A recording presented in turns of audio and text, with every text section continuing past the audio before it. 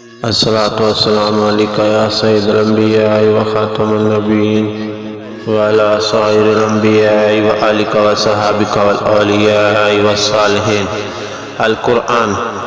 اے میرے رب، میں اس بلائی کا جو تو میری طرف اتارے محتاج ہوں۔ جب تمہیں سمجھ نہیں آ رہی ہو کہ زندگی تمہیں کس رخ لے جا رہی ہے، جب تم خالی ہاتھ خالی ذہن لیے پھر رہے ہو، تو اپنے رب سے اس دعا کو مانگو۔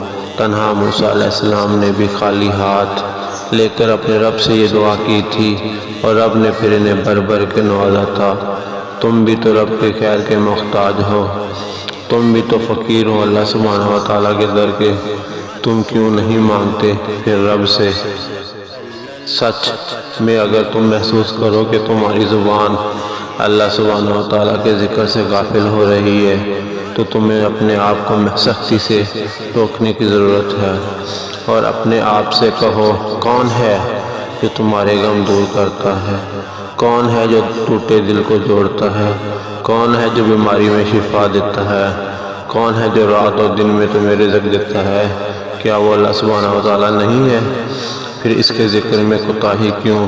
وہی تو ہے جس نے تمہیں پناہ دی، تمہاری دیکھ بھال کی، اور تمہیں بے نیازی عطا کی۔ ہم بس قسم ہے اللہ سبحانہ و تعالیٰ کی، تم پر لازم ہے کہ اس کا ذکر زیادہ کرو۔ اے ایمان والو، اللہ کو کثرت سے یاد کرو۔ اللہ کا ذکر ہر حال میں ایک عظیم نعمت ہے، بہت بڑا تحفہ ہے۔ اس سے نعمتیں حاصل ہوتی ہیں، اسی سے مصیبتیں دور ہوتی ہیں۔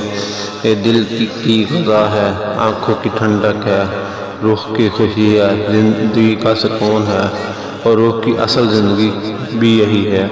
اللہ سبحانہ و تعالیٰ عمل کی توفیق عطا فرمائے، آمین یا رب العالمین۔